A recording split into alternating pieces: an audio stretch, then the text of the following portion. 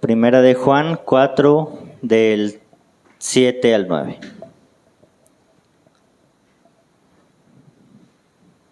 Dice, queridos hermanos, amémonos los unos a los otros, porque el amor viene de Dios. Y todo el que ama ha nacido de Él y lo conoce. El que no ama no conoce a Dios, porque Dios es amor. Así manifestó Dios su amor entre nosotros,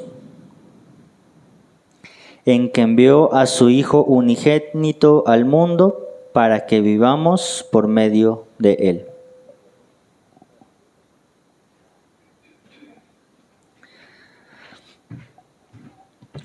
Entonces, miramos que inicia diciendo, queridos hermanos.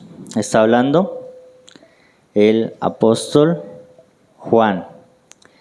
Dice, amémonos los unos a los otros, porque el amor de Dios viene de Dios.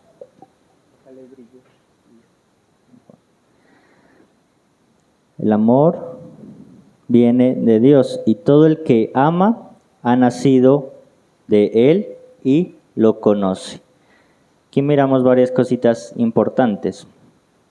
Podríamos decir, ¿por qué el apóstol Juan no inicia diciendo, amen a Dios? ¿Por qué creen que no inicia exhortando al pueblo para que ame a Dios? ¿Quién? Está hablando Juan. Pero ¿por qué no dice amen o amemos a Dios? ¿Por qué Dios no va de primero? Primero dice amémonos los unos a los otros. Porque el amor viene de Dios. Y todo el que ama ha nacido de Él y para Él.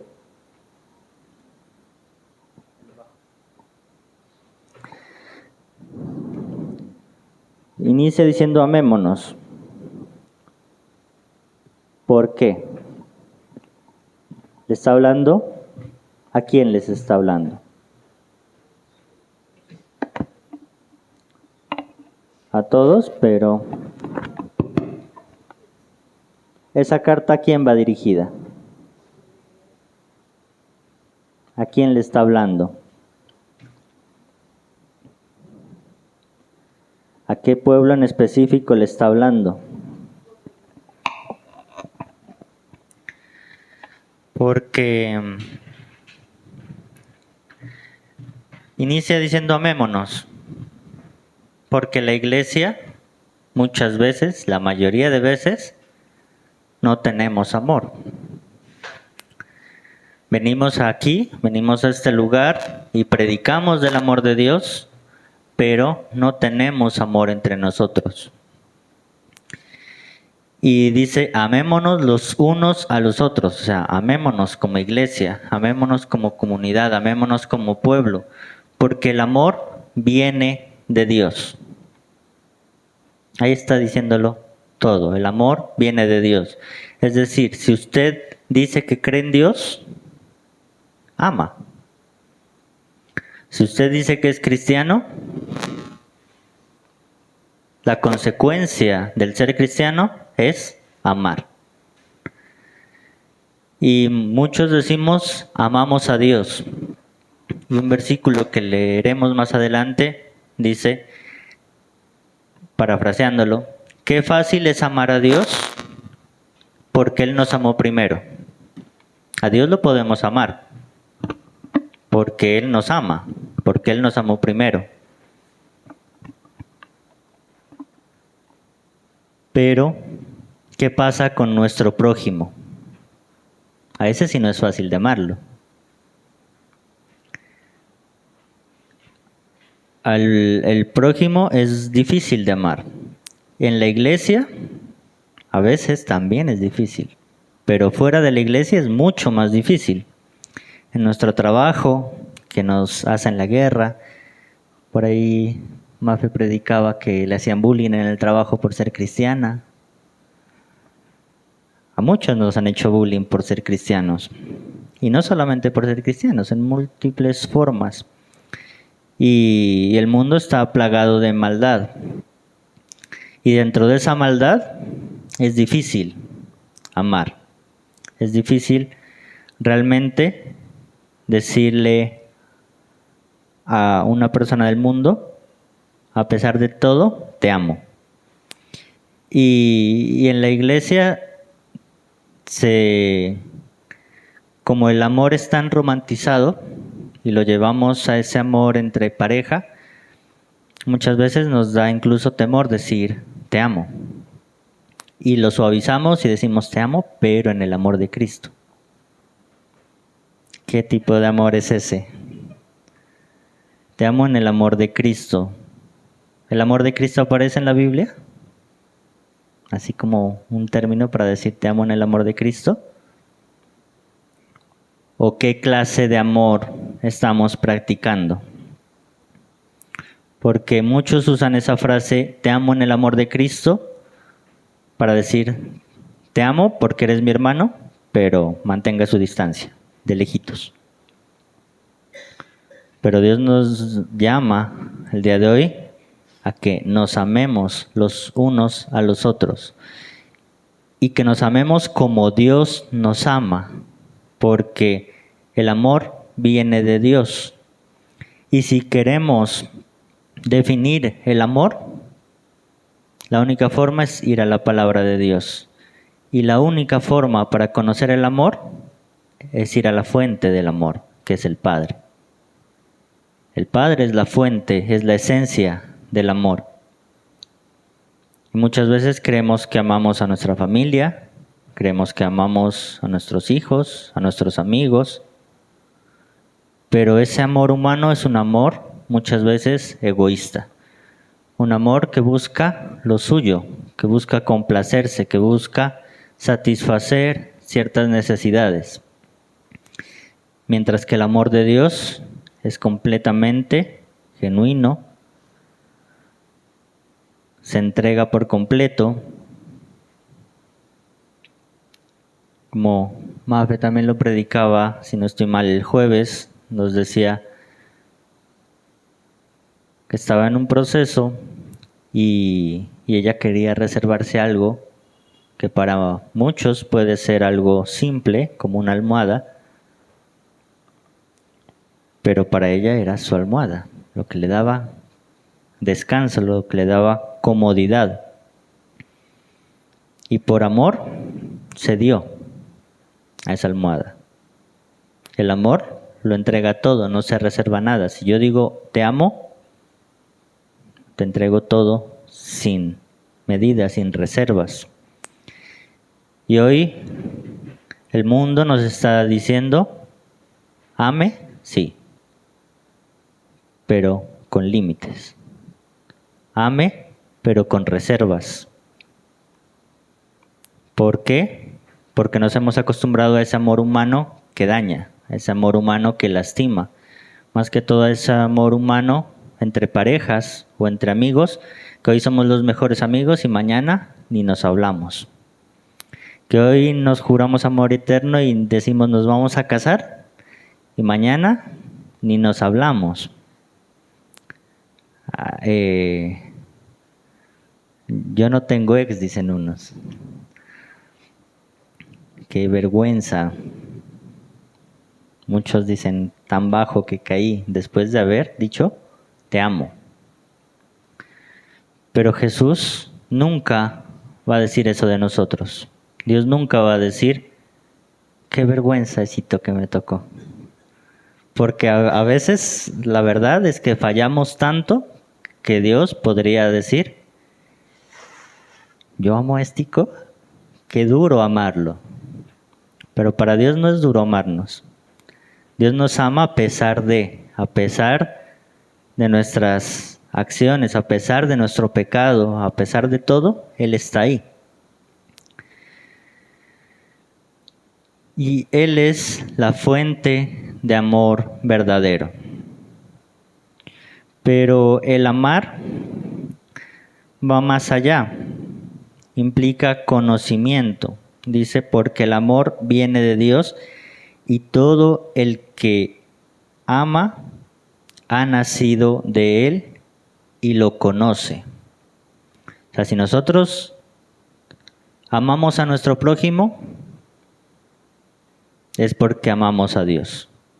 Si no amamos a nuestro prójimo, no podemos decir que amamos a Dios. Estaríamos siendo hipócritas. Y dice, el amor viene de Dios y todo el que ama ha nacido de Él. Hemos nacido de Dios. Y lo conoce. ¿Qué implica conocer a Dios? Conocer a Dios implica una relación personal. Para amar nosotros a alguien, no podemos amar a alguien apenas lo conocemos. Desde nuestro amor humano. Para que amemos, tiene que haber un proceso. Dios nos ama sin ese proceso. Pero en nuestra condición se requiere un proceso. Te conozco, somos amigos. Como amigos empieza un amor, como familia empieza un amor, como pareja empieza un amor. Pero se da fruto del conocimiento. El conocimiento es lo que nos lleva a amar. ¿Y podemos amar a Dios sin conocerlo?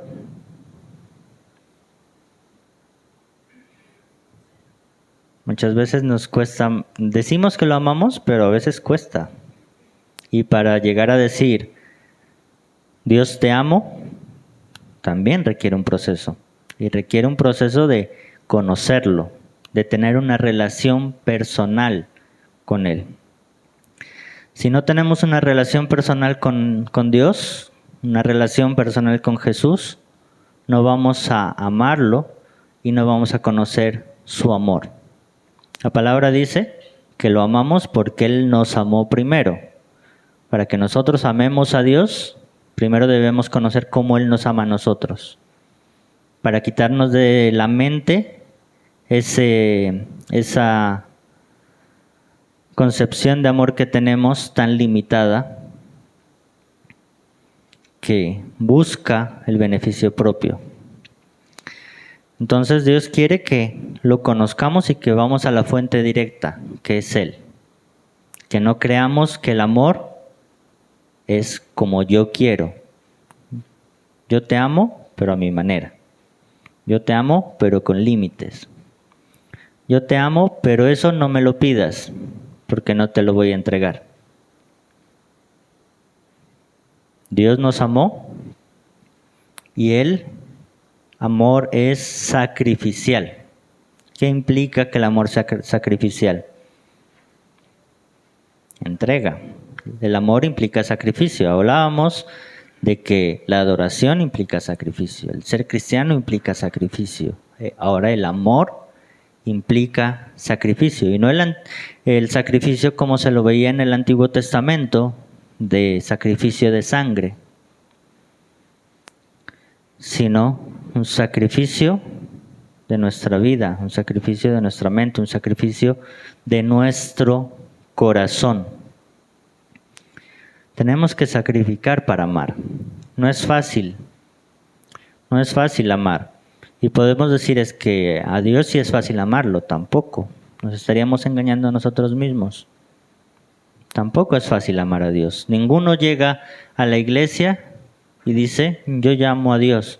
Porque muchos, incluso, llegan a la iglesia sin creer en Dios. Muchos llegan a la iglesia después de haber maldecido a Dios. Y mientras el hombre maldice a Dios, mientras el hombre se aparta de Dios, mientras el hombre dice, Dios, no te necesito, Dios dice, yo te sigo amando. Dios nos sigue amando, a pesar de todo lo que hagamos. Y una de las trampas más comunes del enemigo es ponernos culpa en nuestro corazón. Porque yo peco y como peco, el diablo me hace su función, porque el diablo es muy diligente. La función del diablo, una de las funciones es acusar. Él acusa como ese fiscal en juicio. Y ante esa acusación, nosotros, por lo general, bajamos la cabeza y decimos, el diablo tiene razón, es que le fallé a Dios. Y como le fallé a Dios, no soy digno. Y como le fallé a Dios, tal vez Dios ya no escucha mi oración. Como le fallé a Dios, tal vez Dios no escucha mi adoración, no recibe mi adoración. Pero Dios no tiene ese amor egoísta de nosotros. Nosotros sí, nosotros somos como humanos, decimos amar, pero nos hieren y nos apartamos. Nos hieren y nos alejamos. Nos hieren y le dejamos de hablar a la persona. Incluso pasan días, meses, años sin hablarse, los que supuestamente se aman. Pero Dios, cuando pecamos, está ahí para decirnos, no importa, vuelve, porque yo soy amor, porque te amo. Porque para poder restaurarte, necesito amarte. Para poder restaurar, necesito amar. Y nuestra función en este mundo es ir y predicar el Evangelio. Y predicar el Evangelio de la gracia, donde decimos Dios te ama, pero también donde le decimos a la gente, usted está pecando, usted está haciendo algo mal. Y eso que está haciendo mal lo puede llevar a la perdición.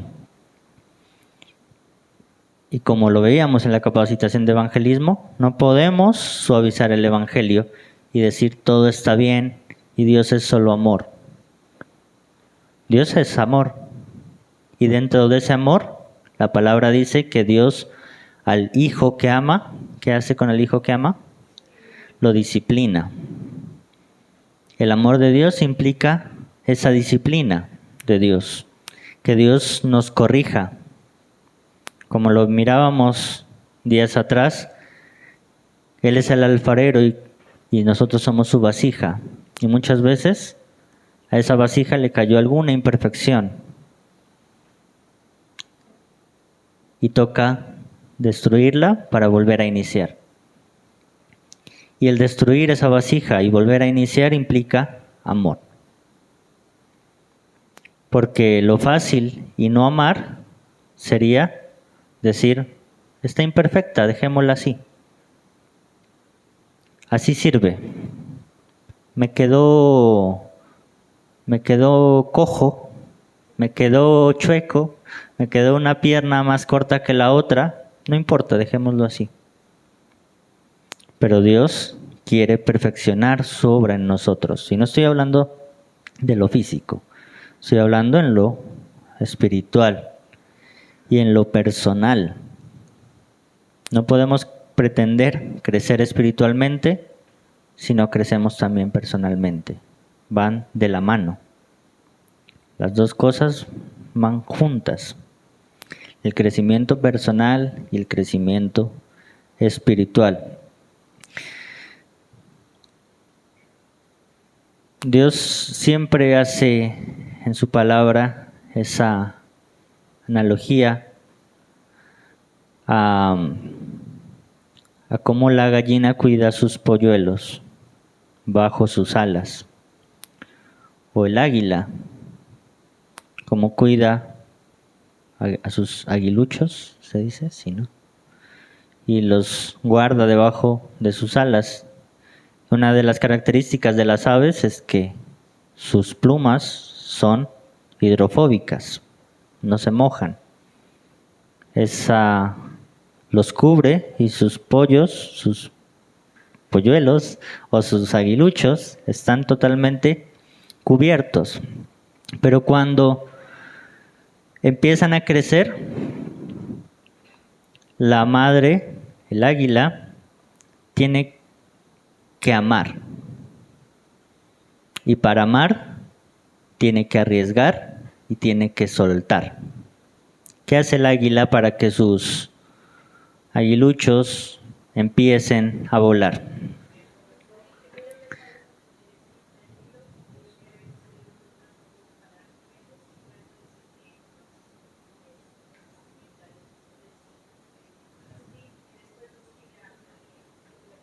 Los tira del nido, les quita el nido, les quita primero su comodidad.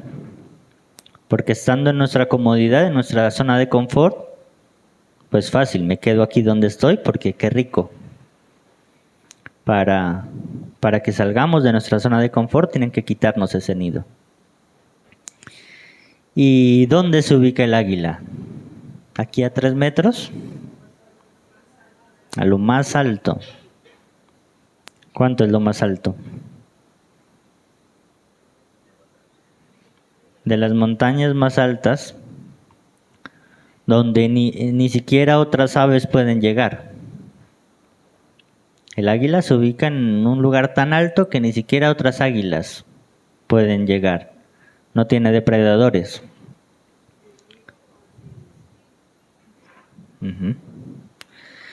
Y está tan alto que no tiene depredadores. Más zona de confort. Primero Dios nos dice, aquí estoy, te cuido, nadie te hará daño. Pero ahora tiene que salir y pelear. Ahora tiene que salir y enfrentarse usted solo. Y eso es un acto de amor y también un acto de confianza. Para poder decir, voy a tirarlo desde lo más alto y saber que este bruto no va a matarse en el intento. Y cuando mira que ya no pueden, lo rescata. Y vamos de nuevo. Y vamos de nuevo, otra oportunidad. Esto no es fácil. A la primera no lo logramos. Vamos al segundo intento, vamos al tercer intento. Pero de que lo logra, lo logra. ¿Y qué creen que siente ese aguilucho cuando va cayendo? Miedo, vacío en el estómago. Ahí se le murieron todas las lombrices que se comió. Pero más que miedo, más que miedo puede decir, mi mamá, ¿por qué me está haciendo esto? Mi mamá que supuestamente me ama y que tanto me cuidó durante tanto tiempo, ¿por qué me está tirando? Me quiere matar. Y muchas veces decimos eso de Dios. Dios, estoy cayendo, ¿por qué me abandonas? No te siento. Siento que no te conozco. Yo en esta semana experimenté algo así. Y hablaba con alguien y así ya en la mala y le decía, pero es que está dura la cosa. Y ya no doy más. Y parece que Dios hubiera volteado su rostro y que no escuchara nada de lo que le estoy diciendo. Y ya no doy más. Al otro día, 9 de la mañana, Dios me despierta con una llamada y me dice, tome, no chille, que yo sí estoy escuchando todo. Y estoy en control de absolutamente todo. Y eso una de las cosas. Y a lo largo del día, tenga otra llamada. Y en la tarde, se solucionó lo demás. Y yo, hasta ayer, todo estaba perdido y algo que tal vez años de esfuerzo, de dedicación. Llega Dios y dice, escuché absolutamente todo. pero tenía que dejar que vayas cayendo. Tenía que dejar que sientas ese vacío en el estómago. Tenía que dejar que sientas ese temor, que sientas que incluso te abandoné, para que cuando aprendas a volar, sepas quién fue el que te enseñó a volar. El águila suelta, y si no puedes, te rescata. Dios suelta, y si mira que no das más, te deja llegar hasta tu límite, y si ya no puedes, te rescata. Pero va de nuevo. La vasija no se construye en un solo intento. Hay que derribarla para volver. Y si no me quedó bien, toca otra vez derribarla y volver. Las veces que sea necesario derribar esa vasija y volver a construirla. Las veces que sea necesario, te soltará de lo más alto hasta que aprendas a volar.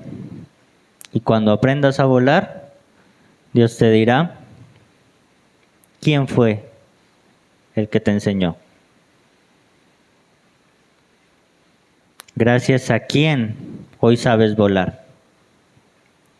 Y muchas veces, como humanos,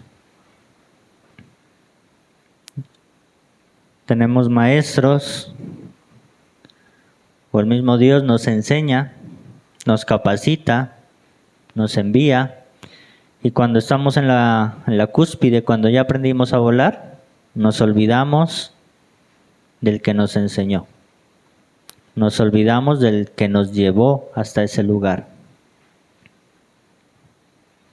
Y ahí está el amor recíproco. Ese amor que es capaz de decir, águila, me soltaste, pero entiendo que fue por mi bien. Dios, entré en depresión, lloré, hasta renegué, pero lo necesitaba.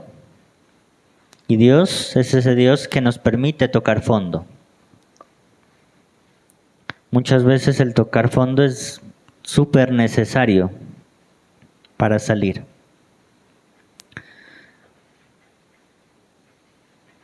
Lo miramos en personas con problemas de drogadicción, de alcoholismo. A veces pareciera que, ¿cómo inicia el alcohólico? Diciendo, soy un bebedor social. Aquí no pasa nada. Como dicen varios amigos que ando en el mundo de la música, es que un cachito de marihuana no es malo. Un cachito de marihuana me ayuda a sentir la música. Y si estamos hablando de música electrónica, más. Para poder sentir y poder sentir la esencia de lo que es toda esta música, necesitamos estar drogados. Y lo hacemos para sentir. Lo hacemos como algo social. Hay muchos que dicen, es que fumo marihuana y vuelo en un examen, me va mejor. Entonces lo hago para que mi memoria se afiance y para que me vaya bien en la universidad. Y una cosa va llegando a la otra y se va degenerando en cada vez más cosas. Y se va generando más y más cosas y el adicto dice, todo está bien, yo no soy adicto. Y consume una y otra cosa y no es adicto. Hasta que cuando se da cuenta, perdió su trabajo, su carrera, su familia, sus amigos. Y muchos se dan cuenta de dónde están cuando están con un costal en la calle. Y muchos ahí siguen sin reconocer su problema. Cuando yo estuve hospitalizado, cuando me atracaron y me apuñalaron, que estuve 9 días en el hospital, Dios, por su gracia, yo estaba torcidísimo y había un indigente que también lo apuñalaron en el pulmón y él me decía, yo estoy acostumbrado a que me apuñalen. Esto en nuestra vida es normal. Mientras yo estaba torcidísimo y sin poderme ni mover ni poder respirar, él, como si nada, diciendo esto para mí es normal, una puñalada más. Y me servía la comida, me tendía la cama, me ayudaba a ir al baño. Todo lo hacía por mí, como un ángel. Y yo le hablé de Dios y le dije, ¿por qué estás en esta situación? ¿Por qué no buscas de Dios? ¿Te agrada estar en esta situación? Y su respuesta fue sí, porque soy libre. Según él, estar en la calle, no tener para comer, es ser libre. Porque él decía, soy libre, duermo donde me agarre el sueño. Sí, pero donde le agarra el sueño, ahí lo apuñalaron. Y ahí le quieren quitar la vida. Si tengo hambre, paso por un restaurante, pido y me dan de comer. Y no quiero volver a mi casa porque le dije, ¿y sus papás?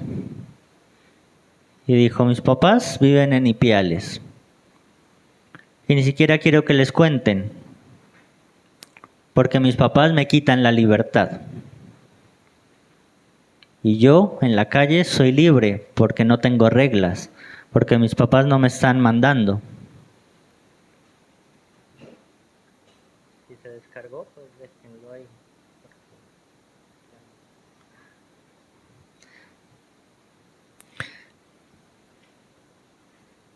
Y esa era la libertad para él. Y muchas veces nosotros creemos que nuestra libertad está bien. Y Dios en su amor nos tiene que permitir tocar fondo, creer, ser conscientes de que ya no podemos más, de que ya no damos más en nuestra vida, para que Él nos diga, es que lo que estás viviendo no es libertad. La libertad es Dios. Dios nos trae a libertad. Y el amor de Dios es un amor libre. Un amor que no esclaviza. Y a veces, cuando servimos a Dios, se nos convierte en carga.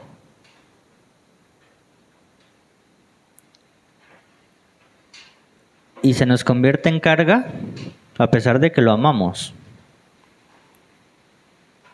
Nos falta amor o nuestro cansancio físico, mental, incluso espiritual, nos está jugando una mala pasada. Porque ser cristiano no es fácil. Y amar a Dios con todo lo que implica no es fácil. Y los que llevamos años en el Evangelio y años sirviendo, sabemos que nos cansamos. Sabemos que decimos, Dios, no quiero. Dios, tengo que ir a la alabanza y no quiero. Dios, tengo que predicar y no quiero. Tengo que orar y no quiero. Hoy, al menos hoy, siento que no quiero. Y hasta en nuestra condición espiritual, muchas veces tenemos que tocar fondo para reconocer quién es Dios. Dios se hace real en nuestras vidas, no en la cúspide, no cuando todo va bien. Dios se hace real en nuestras vidas cuando tocamos fondo.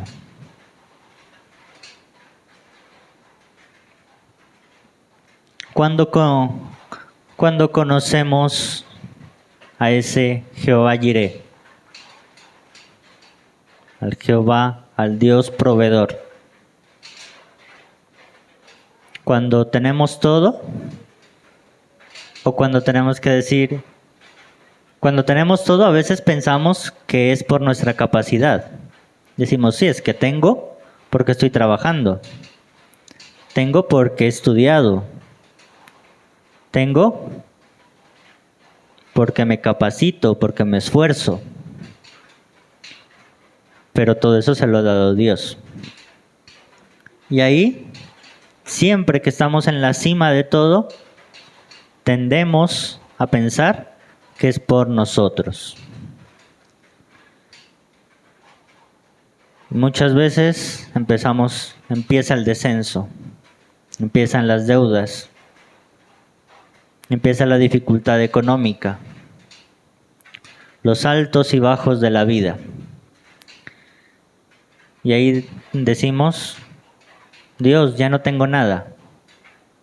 Tú eres Jehová Jireh, ahora sí. Ahora sí, tú eres Jehová Jireh, tú provees. Y ahí empezamos a conocer al Dios que provee. Al Dios que de la nada nos pone un plato de comida en la mesa. A un Dios que a pesar de nuestras deudas, a pesar de que no tenemos trabajo, nunca nos deja desamparados. Cuando conocemos al Dios que restaura. Yo no puedo conocer al Dios que restaura cuando todo está bien. Para conocer al Dios que restaura, necesito estar mal. Para poder decir Dios restáurame, es porque ya no doy más. Porque ya llegué al fondo de mi depresión, de mi angustia, de mi ansiedad, y tengo que levantar mis ojos, clamar y decir, Dios, ya no puedo más, te necesito. Y ahí conocemos al Dios que restaura. Cada uno de los atributos de Dios los conocemos en la etapa más oscura de nuestra vida. David es un ejemplo claro de esos altos y bajos. Y ayer aprendía que la tercera parte, que no es poquito, la tercera parte de los salmos son clamor, de angustia, pidiendo el favor de Dios. David, uno de los más grandes reyes de Israel, escribió y la tercera parte de sus escritos fue clamando a Dios diciendo, Dios, ya no puedo más. Y esa tercera parte de esos salmos llevó a escribir el resto de los salmos, que hoy nos sirven para cantar y adorar a Dios y darle gracias a Dios. El amor de Dios se manifiesta en el proceso. El amor de Dios se manifiesta en esa caída.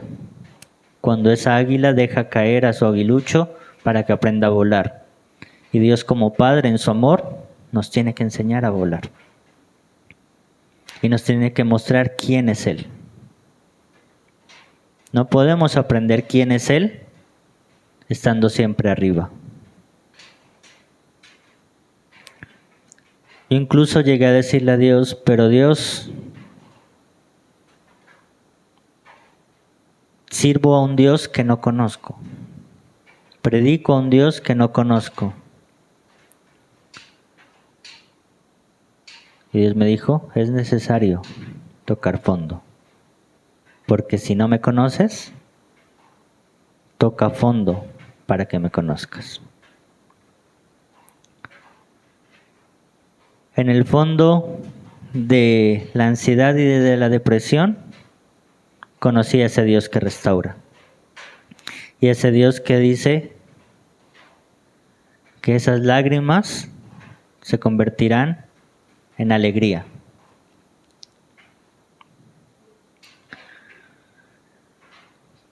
Creo que hay un salmo que dice que las lágrimas que hemos sufrido, que todo lo que hemos llorado, Dios lo multiplicará en risas, en sonrisas.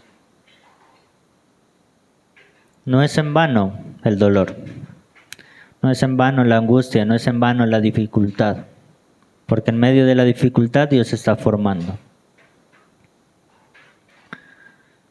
Y cuando somos un poco irresponsables al orar, decimos, Dios, dame la fe de Abraham.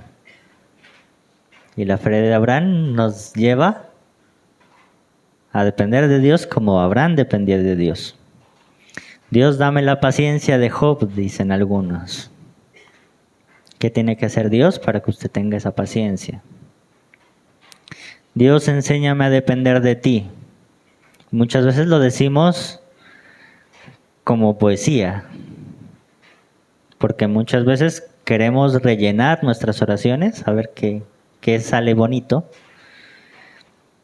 y enséñanos a depender de ti. Y a veces lo pensamos y decimos depender de Dios, pero ¿cómo? ¿Cómo dependemos de Dios? Con la oración, de forma espiritual.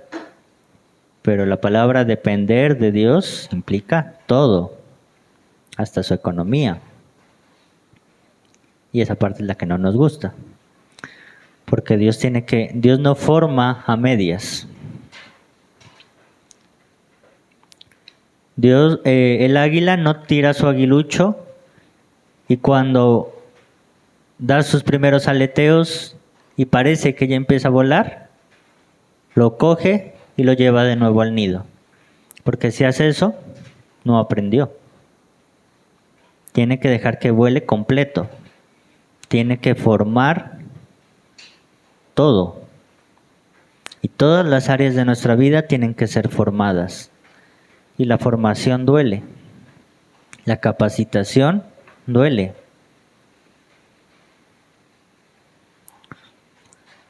Yo en esta semana recibía una capacitación y dije, no entendí nada. Y ahora me dijeron, usted ya está capacitado, ahora hágale.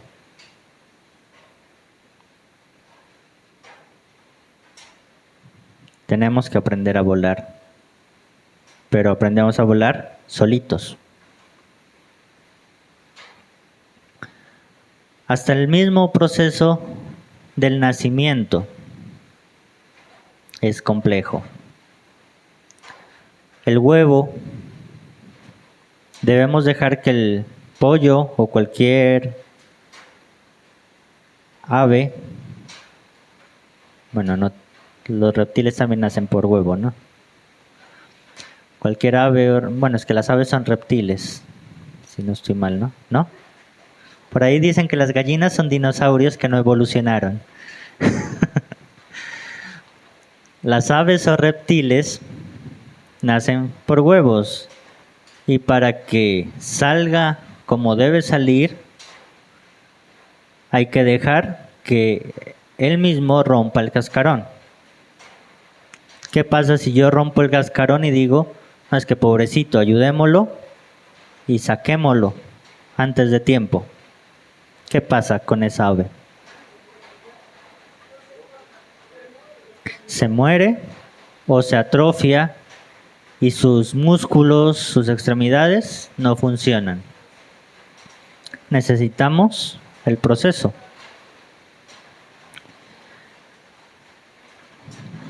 Y ese proceso cuesta. No es tan fácil. Pero en ese proceso tenemos que tener en cuenta que Dios está obrando y que Dios nos está amando. Y que a pesar de que pensemos como el águila cuando va cayendo, que puede pensar mi mamá me abandonó, y que muchas veces en el proceso pensamos Dios me abandonó, Dios no está escuchando, Dios no está en control, Dios se olvidó de mí. Dios está en control de absolutamente todo. Y Dios está pendiente, como esa águila, de cómo estás desarrollando tu proceso. Y si tiene que llegar al rescate, llega. Pero no llegan en la mitad del camino. Llega cuando ya estás a punto de estrellarte contra el piso. Por ahí hay una frase que dice, Dios llega justo a tiempo, nunca llega tarde. Llega en el momento indicado. Pero en ese momento indicado es cuando nosotros decimos, ya se acabó todo, ya no aguanto más. Pero Dios llega en ese momento indicado. Y ese es el amor de Dios. El amor que restaura, el amor que forma y el amor que también disciplina. Y de esa forma conoceremos el amor de Dios, sabiendo que Dios es amor, que Dios está para edificar, para consolar, para restaurar, pero también está para disciplinar, para exhortar. Y ese mismo amor es el que tenemos que darnos como iglesia.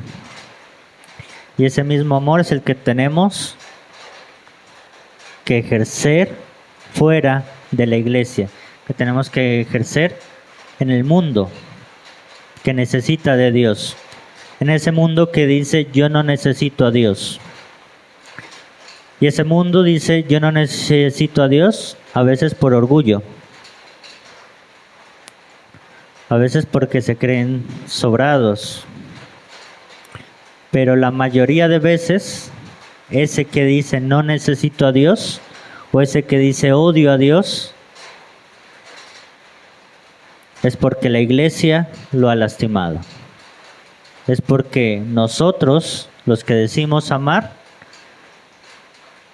hemos hecho que esas personas renieguen de Dios. Porque nosotros que decimos amar no hemos mostrado el amor que esas personas necesitan. La mayor parte de los que no quieren venir a la iglesia, no vienen a la iglesia porque no crean en Dios. No vienen a la iglesia porque no creen en el Dios que predicamos. Y no en el Dios que se predica desde este púlpito. No vienen a la iglesia por el Dios que no predicamos con nuestra vida. Porque nuestra vida, nuestro testimonio es la mayor y la mejor predicación que podemos dar. La mejor evangelización es nuestro ejemplo, nuestra vida y cómo estamos desarrollando nuestra vida. Y muchos se pierden porque nosotros no estamos reflejando ese amor de Dios, porque nosotros no reflejamos al Cristo que predicamos. El principio del amor es conocer cómo Dios nos ama.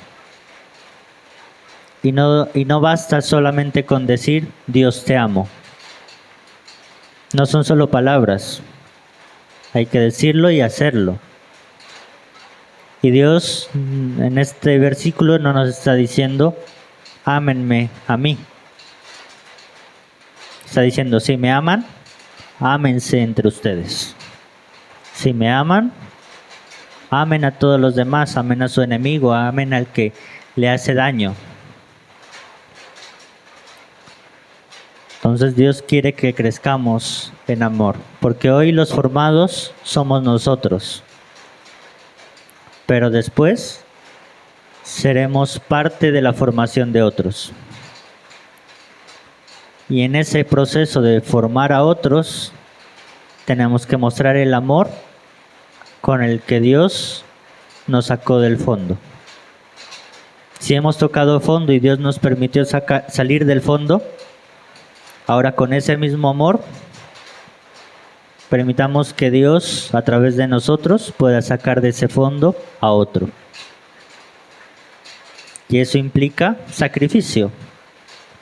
El sacar a otro del fondo no es fácil. Yo no voy a sacar a alguien del fondo simplemente diciéndole, Dios te ama, Dios es amor. Tengo que sentarme con él, tengo que acompañarlo, tengo que invertir dinero, tengo que escucharlo. Ahorita está muy generalizada la depresión y la ansiedad. Mucha gente, y después de la pandemia, nuestro cerebro hizo cortocircuito. Y ahorita están padeciendo nuevos trastornos a raíz de la pandemia. Y la depresión, la ansiedad está muy generalizada, que ahora hasta los mismos niños la sufren. Y hay un podcast que sacó un humorista venezolano con Juan Pablo Raba, y muestra cómo, y él dice, tú no sabes lo que tu simple compañía puede hacer en una persona con depresión. La persona con depresión a veces solamente necesita ser escuchada. Ni siquiera necesita que le hablen. Porque la persona con depresión lo que menos necesita es decir, Dios es bueno, Dios te va a sacar de ahí. Lo que necesita es sacar todo lo que tiene dentro. Y la mayoría de personas con depresión que he escuchado dicen, si me vas a hablar de Dios, no quiero saber nada. Necesito hablarlo. Necesito liberar, descargar mi corazón. Y necesitamos, desde ese amor, ser un refugio para los demás. Y a veces somos egoístas. Alguien nos pide refugio y decimos no tenemos tiempo. Porque muchas veces, la mayoría de veces, somos refugio para mi amigo. Para mi mejor amigo soy refugio. Pero para el desconocido que dice te necesito y hablemos, para ese no tenemos tiempo. El amor no es selectivo. El amor de Dios no es selectivo. El amor de Dios no dice con este sí y con este no. El amor de Dios es para todos por igual, a pesar de. Dios no nos ama solamente cuando hacemos las cosas bien. Nos ama cuando pecamos y cuando hacemos las cosas mal también. Y nos sigue amando cuando no queremos saber nada de Él. Pero nuestro amor lo ejercemos de una forma diferente. Y Dios quiere que no amemos de forma diferente, que amemos como Él nos ama a nosotros y que como Él nos ama a nosotros podamos amar a los demás. Entonces, conozcamos de ese amor de Dios en nuestras vidas y reflejemos ese amor, ejerzamos ese amor, demos fruto de ese amor, porque nos falta mucho. Y muchos necesitan de nuestra ayuda y muchos necesitan que les mostremos ese amor de Dios. Y no solamente es en la iglesia, es fuera de la iglesia, que es donde más necesitan de ese amor. Amén. Vamos a orar.